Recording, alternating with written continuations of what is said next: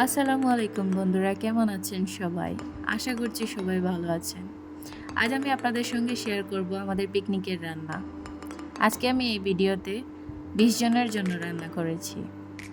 প্রথমে রান্না করেছি আলু দিয়ে মুরগির মাংস, তারপর বানিয়েছি সাদা পোলাও। আশা করি ভিডিওটি আপনাদের ভালো লাগবে। প্রথমে আমি নিয়েছি ফার্মের মুরগির মাংস, এর সাথে দিয়েছি বিভিন্ন ধরনের মশলা এবং লবণ।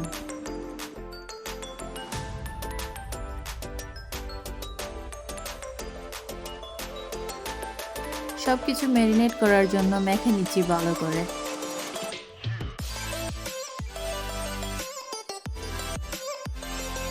আমরা সাথে করে একটি স্টোভ নিয়েছিলাম। এখন দিয়ে দিচ্ছি একে একে বাকি মশলাগুলো। দিয়ে দিচ্ছি হলুদ গুঁড়ো, মরিচের গুঁড়ো, দিয়ে দিচ্ছি ধনে গুঁড়ো। আলুগুলো পিস পিস করে কেটে নিচ্ছি। এখন দিয়ে দিচ্ছি আদা রসুন বাটা।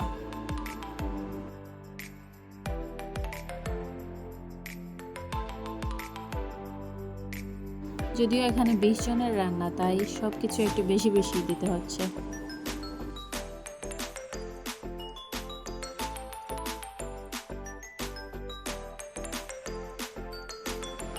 এখন দিয়ে দিচ্ছি পেঁয়াজ বাটা।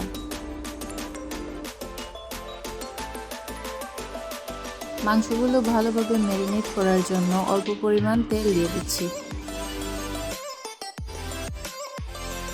পুনরায় লবণ দিচ্ছি পরিমাণ মতো এবং সবগুলো একত্রে মেখে নিচ্ছি।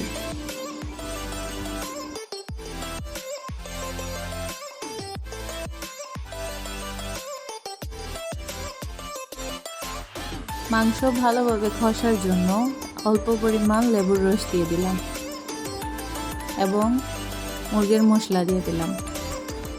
প্রায় 20 মিনিট ম্যারিনেট করে রাখার পর রান্না বসিয়ে দিলাম।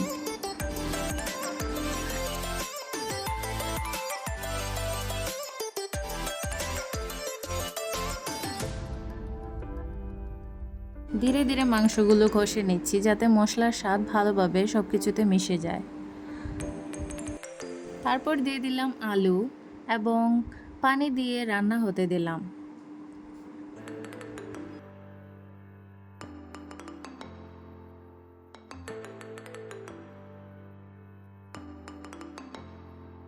দেখুন দারুণ রং এবং ঘ্রাণ বের হচ্ছে।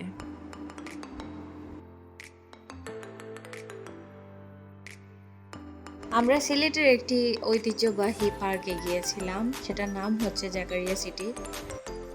আমার মোরগ আলু রান্না শেষ হয়ে গেছে, এখন শুরু করে দিলাম পোলাও রান্নার রেসিপি। শুরুতে বসিয়ে দিলাম গরম পানি, যেগুলো পোলাওতে ব্যবহার করা হবে। এখন আমি পোলাওর জন্য কিছু জিনিস ভেজে নিচ্ছি, যেমন কিশমিশ, গরম মশলা এবং সাথে দিয়ে দিয়েছি কিছু গাজর, পেঁয়াজ, আদা রসুনের পেস্ট। এখন দিয়ে দিচ্ছি পোলাওর চাল এবং সব কিছু একসাথে কষে নিচ্ছি।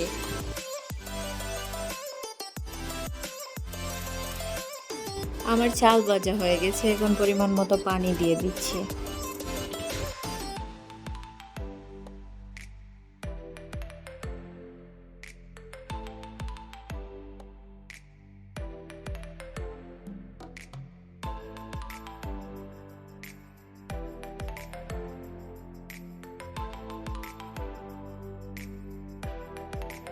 পোলাওর চালগুলো ভালোভাবে নেড়েছেড়ে দিয়ে এখন ঢাকনা দিয়ে ঢেকে দিচ্ছি ফোটানোর জন্য। আজকের ভিডিও এখানেই শেষ করছি। ইনশাআল্লাহ দেখা হচ্ছে আগামী কোনো নতুন রেসিপি নিয়ে। সাবস্ক্রাইব করে সবাই পাশে থাকবেন।